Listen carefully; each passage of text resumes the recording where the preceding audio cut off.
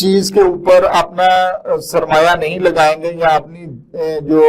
مخلصانہ جو توجہ ہے وہ ان دو چیزوں پہ، اقتصادی پہ اور صنعت پہ، اگر ان دونوں پہ یہ نہیں دیں گے یہ ان کے مسائل کبھی بھی حل اچھا وہ کرنا ہی نہیں چاہتے نا جی. اصل بات یہ ہے کہ انٹرنشپ پروگرام کے ذریعے 3 مہینے کے 60,000 روپیہ دے کے یا 80 لاکھ کا ہدف مقرر کر کے لوگوں کو لولی پاپ دینا، بیوقوف بنانا کہ ہم بیرون ملک بھیجیں گے، یہ معاملہ اس طرح سدھرنے والا نہیں ہے. یہ آپ نے بالکل درست کہا ہے. یہاں پہ جیسے ہی ہر فیلڈ کے نوجوان بچے نکلتے ہیں یا نکلنے والے ہوتے ہیں، ان سے پہلے جب تک آپ پرائیویٹ سیکٹر کو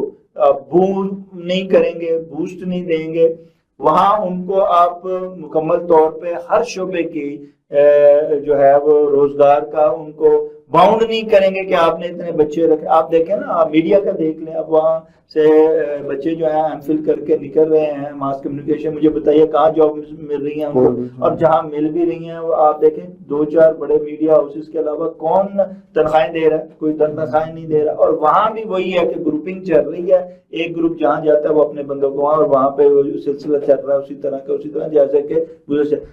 کوئی بھی جو ہے پروفیشنلی جو ہے کہیں بھی کام آ رہا ہوں کہ طویل مدتی پالیسیوں کے تحت اگر آپ اس کا کام نہیں کریں گے، اس کی وہ ایک چیز جو ہے وہ آپ دیکھیں، ہم انڈسٹریز کو پوری دنیا میں دیکھ کے آئے ہیں. ہم نے دیکھا انہوں نے ایک دن میں یا ایک سال میں یا 5 سالوں میں نہیں کیا. یہ انہوں نے ایک طویل مدتی کام کیا جس سے ان کی ملٹی نیشنل کمپنیز اور ان کے ہمارے حکمران چاہے صوبائی ہوں چاہے وفاقی، کوئی بھی جو ہے وہ طویل مدتی پروگرام کے حوالے، وہ تو کہتا ہے سڑکیں بھی بنتی ہیں مطلب 6 مہینے بعد رک جانی ہے کہ نہیں، تاکہ نواں پروجیکٹ آئے، نئی کمیشنیں شروع ہوں، نئے سلسلے، نئے ٹھیکے دیے جائیں. تو اس چیز کے